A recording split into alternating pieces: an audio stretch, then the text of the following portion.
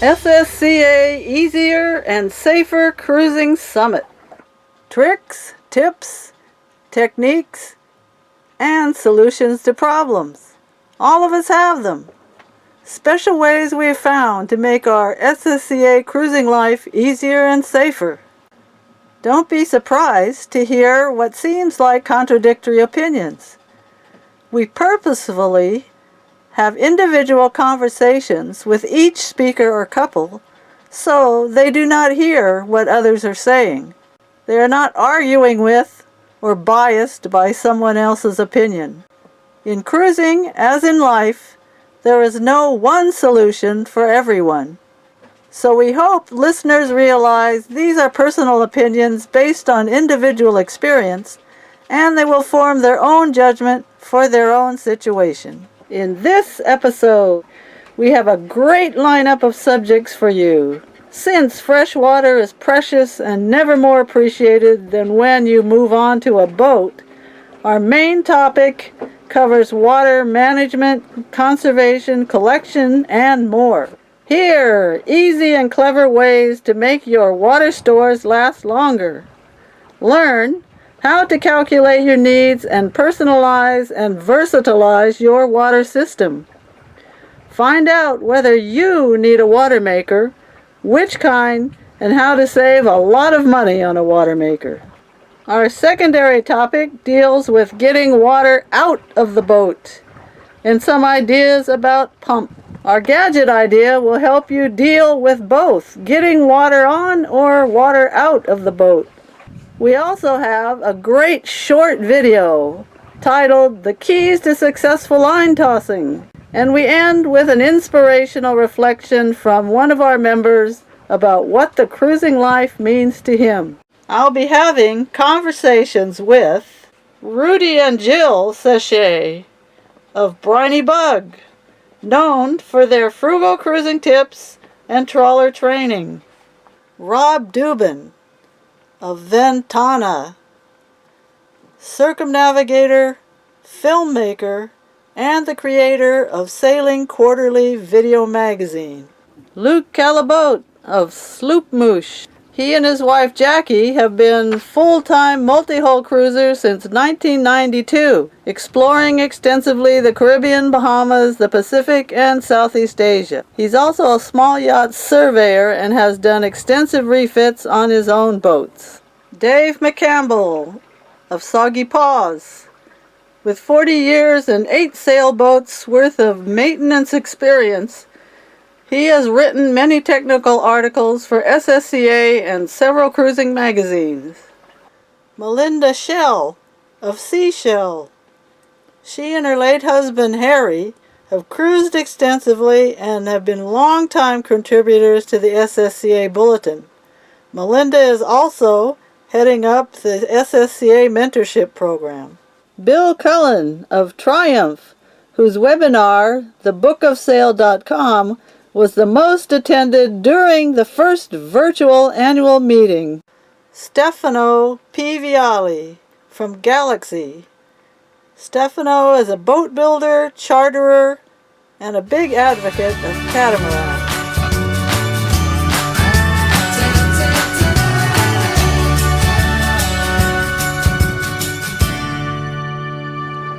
So, without further ado, let's join my conversation with Jill.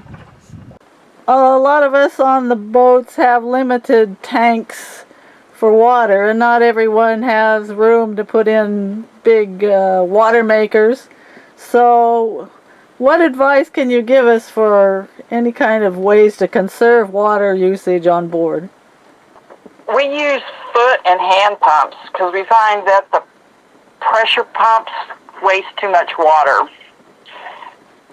Now, we have some other ideas that we've implemented.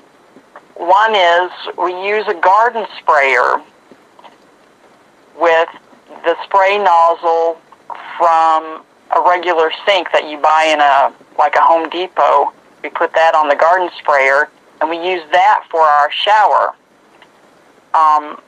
And what we can do with this is we can set it in the sun if we wish, because it's painted dark, so it can absorb some heat and get warm that way on a fairly warm day. Or we can heat water on the stove and pour it into the shower sprayer. And then we also have some small solar tanks that we have on top of our pilot house. And we have a hose running down from those tanks that we can just turn on and pour water into our garden sprayer shower. Or we can take a quick little shower off here on the deck if we want some warm water, fresh water from those solar tanks. We've also found that the ability to gather rainwater would be useful to many cruisers. There's a variety of ways you can do it. You just think outside the box, so to speak. Use canvas, gather rainwater from gutters using buckets. There's probably a lot of articles, and you could probably Google it to find out some more ideas. We found a 2.5 gallon capacity to be the best. Less than 2, it's not enough room for water for 2 showers plus the air. More than 2.5 gallons, and it's just too much. One thing I would like to caution is, at least on the sprayers we get here in the U.S., is the size of the hose coming off the sprayer is slightly different from the size of the hose that you use on the kitchen hand sprayer. So you need an adapter to connect it to. I think, if I remember right, it's from 3/8 to 1/4. But we've always found them easy to find either through a chandlery like West Marine or some of the hardware stores or home improvement stores that have different plumbing fittings. What we do to keep from banging up our shower or the boat is we cover the joint with an adhesive-lined heat shrink, so that not only holds the joint, the connection together, but it also is protective of the boat. Okay, that's a clever idea.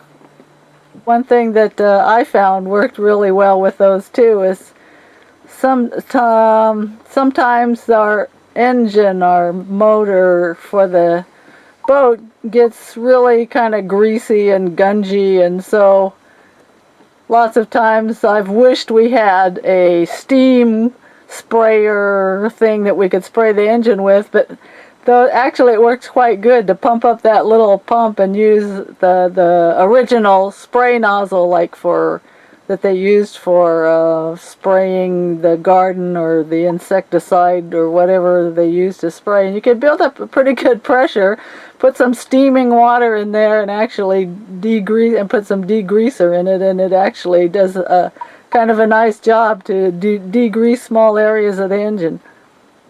Yeah, that's a good idea, although we've never used it. We find the shower to be quite useful because we can take it anywhere down below on deck. We use it to wash down our dinghy if we need to, or spray down certain parts of the boat, or for any other job that we need some kind of a spray. Well, it's interesting that you said that you take a spray nozzle from a regular sink sprayer and you put it on your garden sprayer for your showers, because we did kind of the opposite. We took the spray nozzle from the garden sprayer, like you would use to spray the fertilizer or insecticide, and we put it on our pressurized water system inside the kitchen, because it restricts the water flow. So maybe it's not enough for you to take a little shower with your garden shower sprayer, but what it does is it restricts the pressurized water coming out, so you don't use as much water from the pressurized system, but you still get a lot of power that you can blast food off of the dishes, and you can spray and rinse your dishes quite quickly without using a lot of water. So we're still using the pressurized system, but conserving water that way. So when we started out cruising, we were like the Joshua Slocum method. You didn't have you always use salt water to wash the dishes and that sort of thing. But as time went on, I found that it took, once you use salt water to do your dishes, and then you don't want your coffee to taste like salt, it took as much fresh water to rinse off the salt water than just to do with this sprayer thing. Just do it all right away with the fresh water, and you don't get rusted dishes and you don't get salt water spraying all around your sink. All right, since we are talking about water conservation, many boat owners ask themselves the question, is it worth it to put a water maker on board? And you have some considerations that they should think about. So can you tell us what those considerations are? Yeah, where we travel, we don't really need one. And what we've done is we take into account the availability of water where we're traveling, and maybe even the cost of it. Because as we do the math, even at 25 cents a gallon, we can buy an awful lot of water instead of paying for maintaining and repairing water makers. Of course, onboard capacity is a big consideration too. Our 100 gallons of water will last us easily 3 weeks, and we can go 4 if we're a little careful with it. So we don't feel that we really need a water maker. And of course, following, water conservation methods helps to prolong the length of time we can go without water. There again, too, there's replenish. The issue of replenishing the tanks versus the frequency of replenishment versus availability of water. A lot of times, what we'll do is we'll balance our fuel usage with our water usage. So when we pull in to get fuel, we also can get water, and we've never been charged for that, with a few exceptions in the Bahamas. But even in the Bahamas, we've been often able to get water for free. Another consideration is the cleanliness of the raw water you would use your water maker in. If you're just planning to use it when you're in a filthy anchorage or marina, that doesn't make the water maker a viable option. And then, too, what a lot of people don't think about is the loss of storage space that a water maker would take up. So it's a balance between need, desire, cost, availability of fresh water. Okay, so you're saying in the areas that you cruise, you haven't found the need to have a water maker because you have water sources available. So what are those areas where you cruise? Well, we've been from, let's just say, Bermuda to Lake Pontchartrain, from the southern Bahamas to the Great Lakes, a lot of the rivers in between. So it's, I guess you could say, the east coast of the U.S. and the Bahamas. We, for a long time, didn't have any water maker, and then we got one of those Power Survivor 35s, if anybody can remember that, that would make like 1.5 gallons in an hour, and is always making this funny little noise that was going dook, dook, dook. And that drove a lot of people crazy sometimes. But later on, as we cruised more, it was more convenient for us to get a larger one. But again, everyone has to consider his or her cruising situation. The one idea about water makers I read years ago that made sense to me was it was better to get one that had a higher output so you could get your water made as quickly as possible, rather than one with a low output that just kept going on for hours at a time. I agree. we found that that sort of was the case too. Now, the water maker that we have does take a lot of amps now, but we find that if you do your coordination of things right, you can make water when you have to run the engine anyway. So that's another thing that people can coordinate with their water maker. We started off the first half a dozen years we cruised in the Caribbean, and we had a Power Survivor at that point. I think they made 1.5 gallons an hour, and water maker, excuse me. And so we ran it all the time, and it's just noisy to listen to this 1.5 gallon an hour water maker. And in the Bahamas, it's difficult to get water, so we were running it all the time. So when we went off to go on our circumnavigation out, we were 7 years in the Caribbean, and then we started to go around the world. Then we put on an 8 gallon per hour water maker, and that was something that made our life so much easier. And I put on an extra fuel bladder, and again, that made our life easier. And one of the things, and having that extra water to where we could shower whenever we wanted, we could really wash. For instance, we did a lot of scuba diving, and I was always very conservative with rinsing my dive gear. Well, my dive gear broke more frequently because I wasn't rinsing it as often. So when I got the bigger water maker, I took better care of my dive gear, and I didn't have to replace it as often. So you kind of look at those systems and thread that needle for yourself as to what's going to give you a comfort level that you're going to be not constrained with. One important consideration for us into choosing which water maker to put on board when we started cruising was to not be forced to produce electricity just in order to run the water maker. So with a small battery bank or with a small number of solar panels, it was logical to pick a small water maker like the Power Survivor 35 or 40. The was using very little power at the time. I think it was 5 to 8 amps per hour, so we could easily deal with that with the solar panel, and we didn't have to run the engine or a generator. But it was only producing actually about 1.5 gallons per hour, so that's not very much. And so whenever we were running the engine anyway, because we were motor sailing, we end up not be able to produce a lot of water because the water maker was still only producing 1.5 gallons per hour. And all that extra energy, electricity, was kind of wasted once the batteries were full. So later on we end up deciding to take a system that was using more power, and we got an Ecotech water maker. The uses about like 38 amps per hour.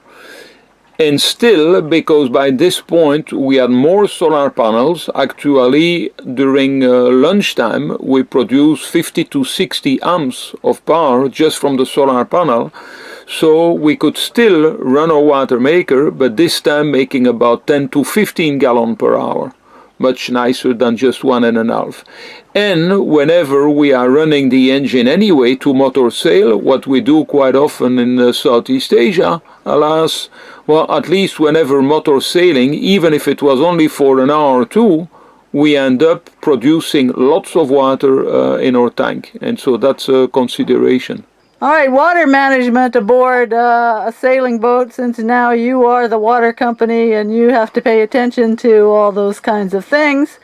We're going to get some ideas from Dave about water management and maybe some ideas about water makers. Go ahead, Dave.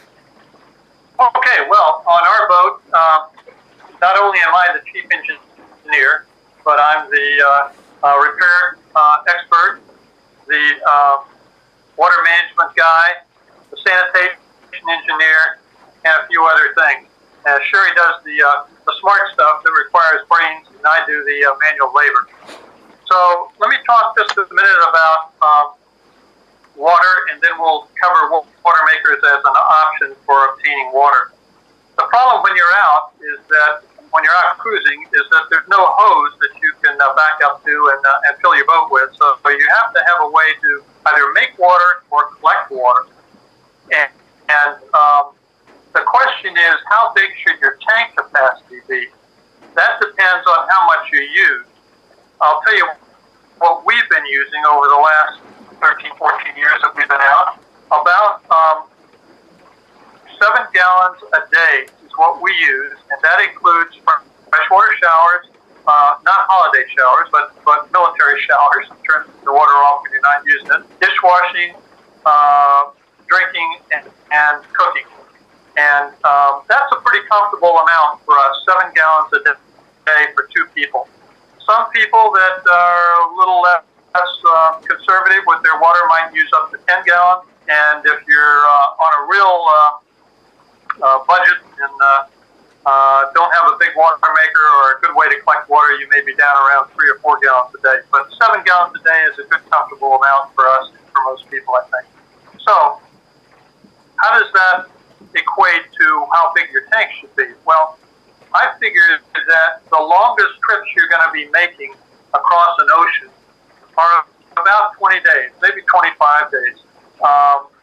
We don't particularly like to make long trips, and I'm not going to go all the way from South America all the way across to Australia in one shot. We'll be stopping along the way. So I figure about 20, 25 days, 7 gallons a day means about 150-gallon tank will last you that entire time, even if your water maker dies and you don't collect any rainwater. So that's how we set it up. I think 150 gallons in your tanks, your water tanks, is a reasonable amount of water to have on your boat. And what is 150 gallons weigh? Well, times, what is it, 8 gallons, 8 pounds a gallon. So that's like 1,200 pounds. So you need to have a fairly decent boat to do that. You don't want to put 1,200 pounds on a 30-foot boat. So another reason to buy a boat on the 40-foot or greater range. In addition to having good water, you have to be able to drink the water that you get, and it may not always be out of your water maker. So you need to have a good filtration system. I have had a Seagull water filter for over 30 years. I bought it in the 1980s, and I've transferred it between boats and the house several times. It's now on our catamaran. It uses a fairly expensive filter, but it is absolutely drinking quality water, even if you're using, they say, sewer water. I'm not sure I would do that, but certainly any water source that we might use, that Seagull filter will work fine. There are others now. I think they have competition because Pat has run out, and there may be other options also. But I can tell you that the Seagull filter works very well. It's very small, small form factor. Water collection. This is another way that you get water on the boat, and that means rainwater. You have to be able to collect rainwater in a clean environment and get it down into your tank. On the last boat, I had a filter underneath each one of our fills, and we collected water off the deck. So whenever it rained and we needed water, we'd have to make sure the deck was clean, but we opened up the fill and just used a little rag behind it to let it go right down the fill. That worked really well. On the catamaran, we collect water in the 130 square foot cockpit cover that we have, and that feeds right straight into our tanks also. So that works well for us. In an hour or less than an hour of good rain, we can fill both tanks. So those are a couple of different ways that things that you need to think about before you head off and start using water. The third way is using a water maker. And again, I have full information on building your own water maker on our website. I've done a presentation on this. There's a SSCA article and an Ocean Navigator article, and I did a presentation on Seven Seas University. And it's very detailed. It describes exactly what you need to do, how to do it, and all the parts and pieces that go with it. So if you want to do that, which I would recommend you consider, because then you know exactly what goes into it and you can fix it if you have a problem. It'll probably cost you in the range of $3,000 to do a 40-gallon per hour water maker. There are other options. The kits that are sold by the people that sell water maker kits run about $6,000 for a 40-gallon an hour water maker. If you want to buy a commercial unit, you're probably talking $10,000 to $12,000 again for 40 gallons. And if you want to buy the high-end unit from places like Sector and maybe a few others, you'll be paying $15,000 or more. So I consider that the $3,000 spent on our do-it-yourself kit, which works exactly the same as the others do, and is a very reliable unit, is well worth doing. One of the other decisions you'll have to make is how you're going to drive it. One way is by electric motor, which again ties you to something that is between you and the water maker, and if it fails, the water maker fails. Besides, it's an extra expense. What I like, what I've done in the last two boats, and it's worked out very well, is to drive it off the main engine.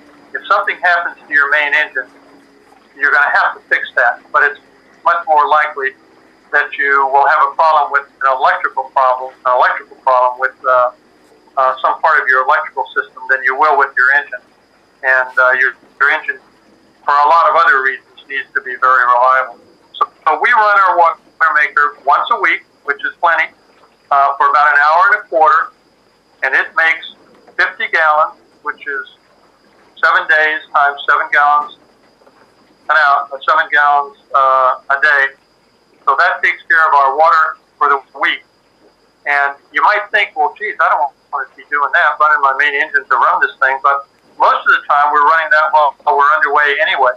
And I suspect that we don't have more than a couple of hours runtime at anchor to do that, to do our water maker, and that would only be in unusual circumstances. And if you wanted to, it would be simple enough just to get underway, so you put some load on the engine to do that. But we found that to be a very reliable and cost-effective way of powering the water maker. And again, if you want to do the do-it-yourself option, see our website under Workshop Plumbing. There's a whole long section on the work on the water maker, including all the details of why you do it and all the engineering, all the parts, and a good schematic. This is a pretty important aspect for going cruising, and one that may be not well attended to by a lot of people. But again, you need filtration, capacity, water collection system, and highly recommended would be a water maker, since it's not a huge expense and gives you the freedom to go for long periods of time without having to do something else to collect water. I think everyone should for sure go to your resources there and see what you did with your presentation. Water management. One thing I decided once we start like refurbishing the boat and setting up things is, instead of having one water tank system for all onboard usage, is to have several water tanks, each with their own pump and their own faucet. Now you are going to probably wonder why complicated things. Well, I think redundancy and backup, I think, is one important thing. So if you have only one water tank system, what's happen if you get a leak? You lose all your water. What's happen if the pump breaks down? Well, you need to get another pump. So you may have a spare in a box, but it takes time to set it up and everything. If you have 2 or 3 systems like we have, well, if one water tank leaks, you have the other system that is already running and full of water. If one water pump goes down, the other system water pump is fine. If you want to switch a water pump from one to the other one, you can always do it. So it has that advantage. Also, with different water tanks system on your boat, you can actually kind of decide what type of water you will get in those tanks and for what usage. So our number 1 system, like I call it, is 2 small transparent jerry jug, the kind of that you get in a store to refill and buy drinking water. Those blue bottles. So we have 2 of those set up, and the water going there is only from the water maker. So that's what we use for cooking, eating, and everything the important needs. Then we have a second system called number 2 Number 2 can be also filled from the water maker because we install a valve on the water maker, so when we run it we can either fill number 1 for drinking and we can see the level right there with our eyes in the tank, or number 2 there is a set actual of two big tanks about 40 gallon each. That water can be either filled from the water maker, or we can also put water in that we get from shore at a marina with a hose, or we go with jerry jug in the dinghy. We can also put water that way, and that's used for most other usage on the boat. And then we have the system number 3 is another 2 tanks of 40 gallons. Those are connected to our deck rain collecting system. So we can collect the rain. Naturally, first we let the deck to be washed out with all the dirt they are on deck. Then we turn the valve. The water get collected from most part of the deck, go through a filter, and then go in that number 3 tank. When that number 3 tank is full, then the water start to go from there into number 2, but it won't go in number 1. So that rain can that way fill also very quickly because we have a big deck or tank number 3. But because it goes first in number 3, the tank number 3 is going to act as a sedimenter. So because sometime in rainwater collecting, even if though you may have filters, you may get a little bit dirt and things or what. So that number 3 tank system, we use it primarily for washing the clothes or for the shower. There is outdoor shower, and for things that are not so important. So that's what we do here on Sloopmush. 3 different systems, a lot of redundancy, and different options for where you put the water and what usage for the different water tanks. Again, another very great outline of water management systems and even how to do a do-it-yourself water maker, and some ideas about how to set up your water tank system to not keep all your water in the same tank, like the proverbial all eggs in the same basket. So thanks, Rudy, Rob, Luke, and Dave, for all your valuable expertise and advice. So now we've talked about conserving and managing water and getting it onto the boat. But what about the water you want to get out of your boat? Well, first of all, we have what we call a non-electric boat. So all our pumps are manual, either foot pumps or hand pumps. We've focused on keeping the same style pump for as many different purposes as we could, so that we only needed to carry 1 spare pump and 1 spare repair kit. Would work in a variety of in the different pumps we have. For instance, we have the same pump that drains our ice box, transfers our diesel fuel to the stove, as a small bilge pump, and as a shower drain. And then in our galley, we have the same style pump for fresh water and for salt water. So we have a minimum of spare parts that'll cover just all the pumps that we have on board. Well, the pumps that we use to drain the ice box, transfer diesel, small bilge pump, shower drain, those are all guzzler, small capacity hand pumps. The pumps we have in the galley are foot pumps. They're whale foot pumps. And by the way, we do have one of the Edson gallon per stroke pumps in the bilge if we ever need to use it. Jackie, I'd like to add, as far as the pumps go, these guzzler pumps come with you can get a variety of different style valves for them. And although we don't find any particular valve that critical for any particular use, with the exception of our diesel pump to the stove, that does require the special valve that Guzzler has. And if you're trying to pump diesel and it's not working, or if it's leaking, you need to get in touch with them and get the right valve for the fuel. Yes, it's definitively, I agree, it's good to have manual pumps, because if you rely only on electric pumps, maybe for some reason you have no electricity. Maybe you have been hit by lightning and all your electricity is fried. Maybe the water goes so fast in because you have a big hole that, with your manual thing you can go with buckets and everything and you can pump by hand. But if you're only one or two person, you may not cope with the influx of water. So in most situations, you will still have some electricity on your boat one way or the other. Electric pump are definitively something you need to have on the boat.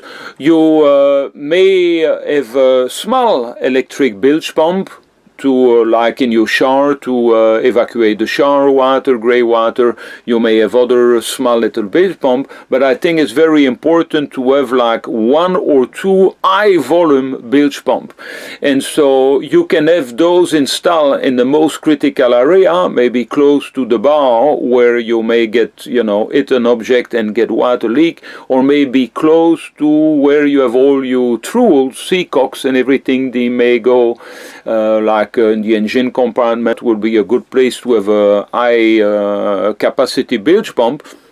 What we done on our boat, because we are a trimaran, we have trios, so it will be a lot of bilge pump to have them permanently installed. So what we decided is we have two portable bilge pump.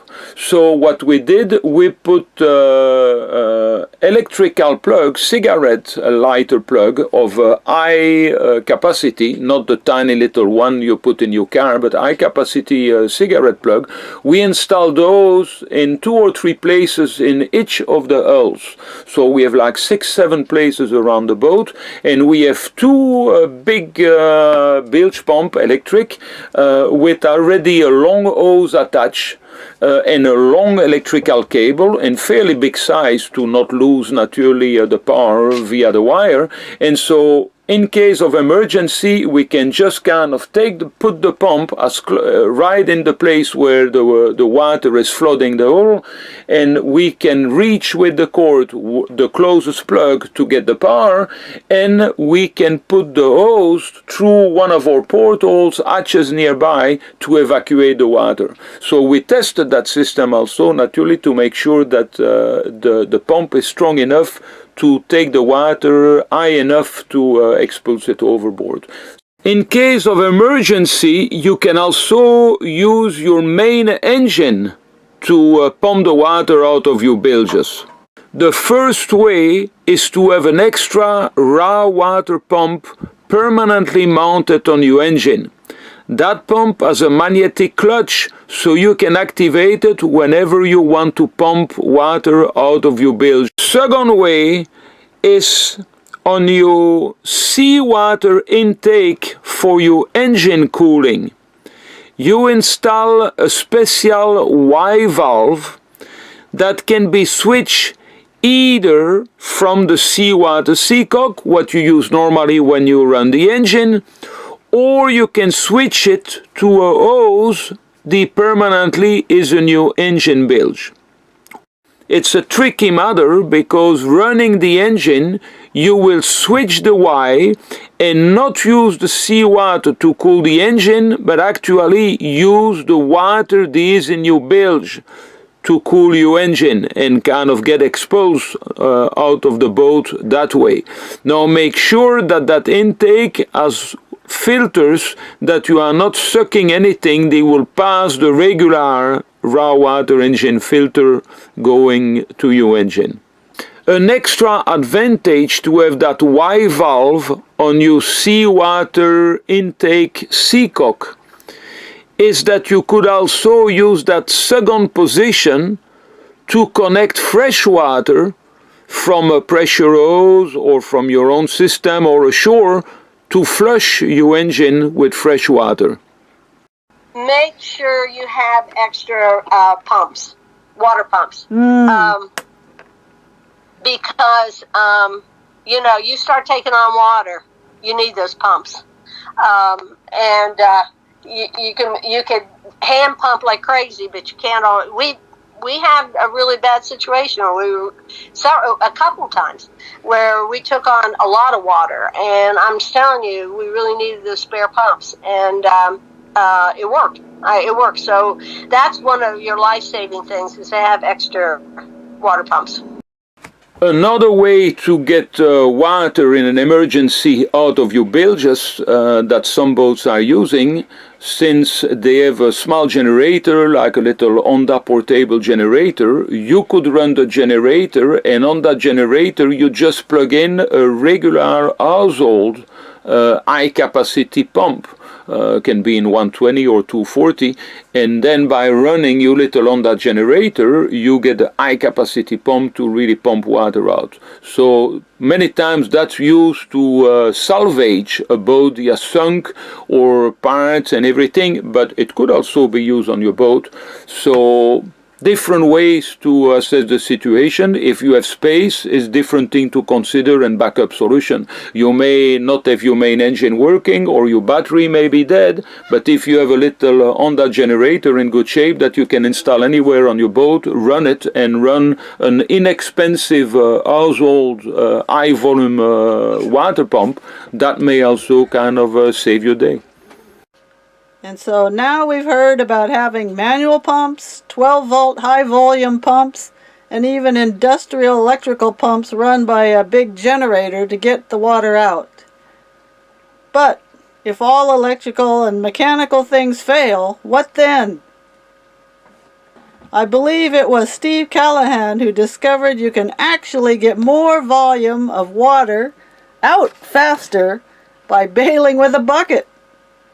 So, if worse comes to worse, you want the best bucket you can possibly have. Bill Cullen, our gadget genius from bookofsail.com, tells us his idea of the best bucket to have on the boat. The picture you see is me ranch sitting out in Texas, taking care of a ranch while the owner is gone.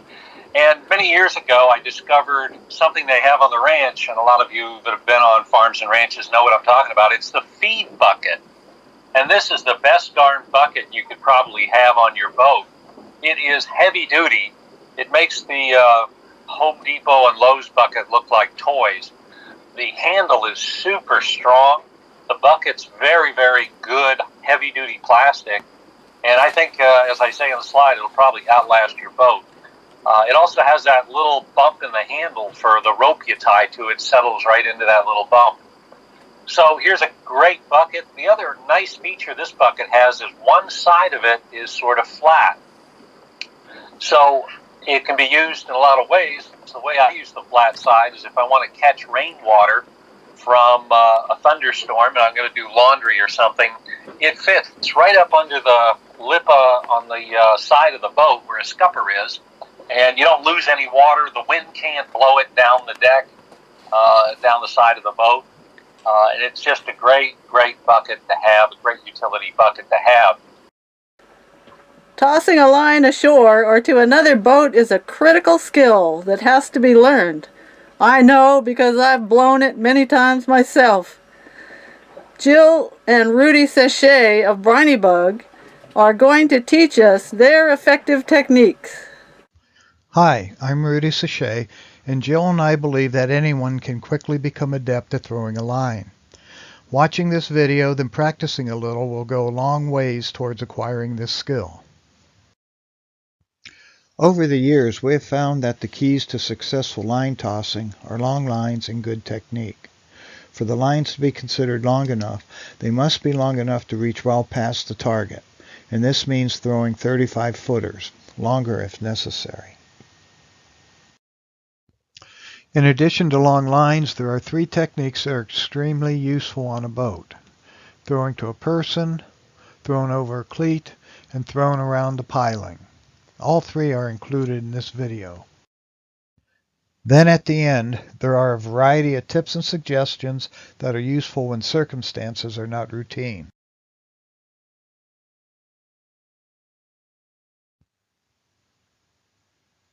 Here's our first technique: how to throw to a person or any time you want to throw the line straight out. First coil the line, then divide the coils between your hands. Do not intermingle the coils. Hold on to one end of the line. We like to grip the line between a thumb and finger, letting the rest of the fingers hold the coils. Then throw the coils from the other hand. Let these coils pull the coils from the hand that is gripping the end of the line. Throw past but beside the person. Once they have the line, tell them what you want them to do with it.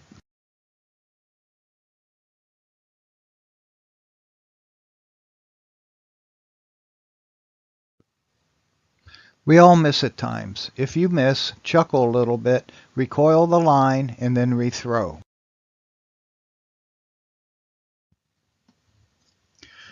Here's our second technique, how to throw a line over a cleat. First coil the line, then divide the coils between your hands. Don't intermingle the coils. Grip both ends of the line, one end in the right hand, one end in the left. The coils are held in the unused fingers of each hand. Swinging only one arm in a very slight arc, both coils are let go at the same time. The coils from the slightly arcing arm will pull out the coils from the other hand. Throw over but beyond the cleat.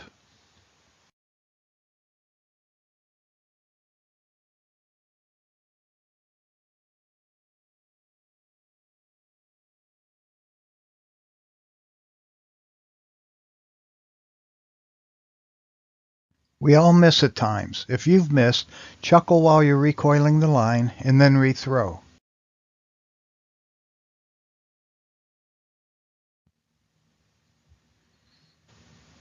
Here's our third and final technique, how to throw a line around a piling. First coil the line, then divide the coils between your hands. Do not intermingle the coils. Grip each end of the line, one end in your right hand, one end in your left hand. Coils are held by the other fingers. Swing one arm in a slight arc while letting go the coils in both hands.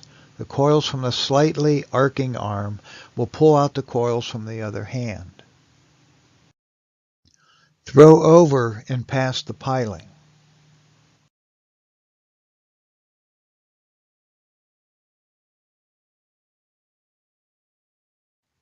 We all miss. If you miss, chuckle, recoil, and rethrow.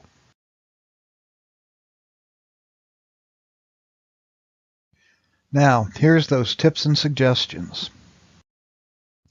You can't get good unless you practice. Practice throwing every day, twice in the morning and twice in the afternoon until competent. Remember, one of the keys to successful line throwing is to throw long lines. Lines that can go well past the target. This usually means 35 footers, even longer if necessary. If one end of the line is tied down, throw lines that are at least 10 feet longer. Always carry at least 2 throwing lines of sufficient length. These lines are often more convenient to use than is a boat hook or relying on others to throw a line to you. If you have to throw directly at a person, don't throw at their face. Instead, throw over their head but beyond them. For short distances, release the coils from only one hand, or coil less line.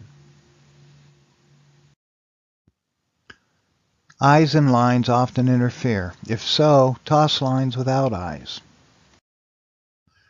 If the location is difficult to throw from, move to a better location.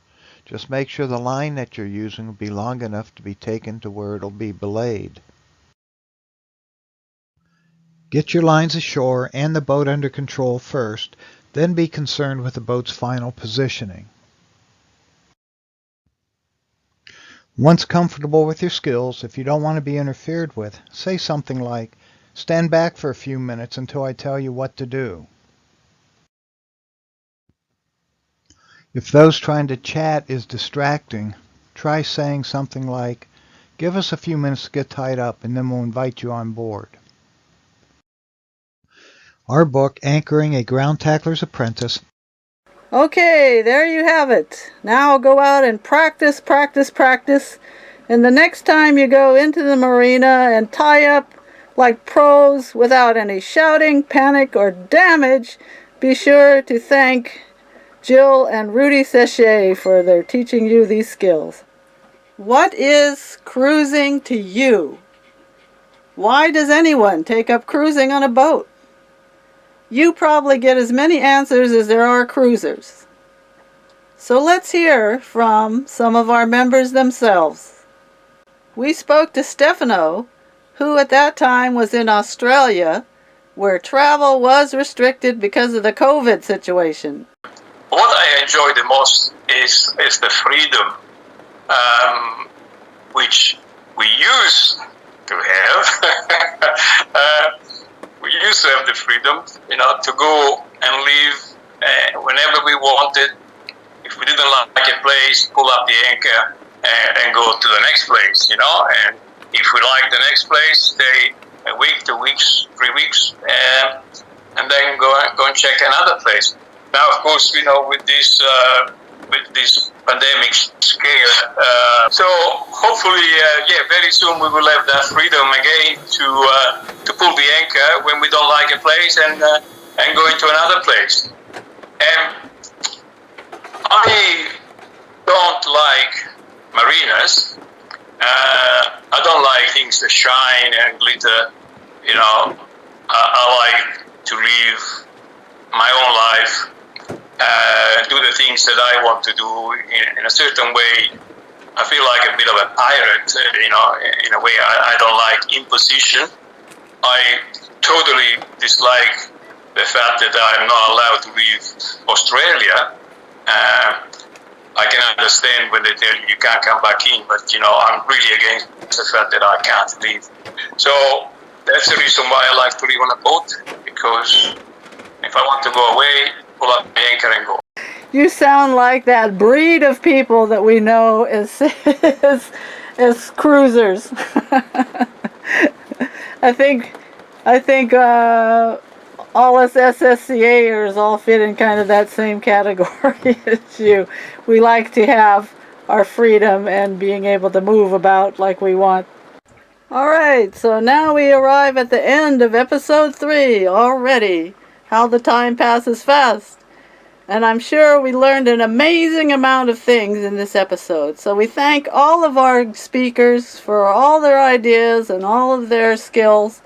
And we're looking forward to the next amazing episode, episode 4. Till next time, here's to easier and safer cruising with SSCA.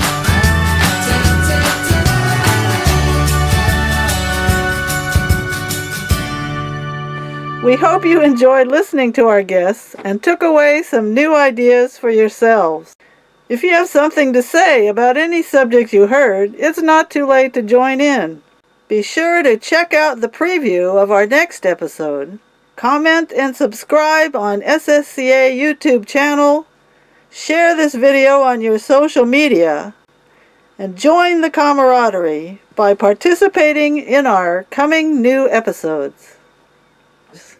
If you're not a member yet, visit ssca.org to get in on the conversation and gain full access to the SSCA Easier and Safer Cruising Summit.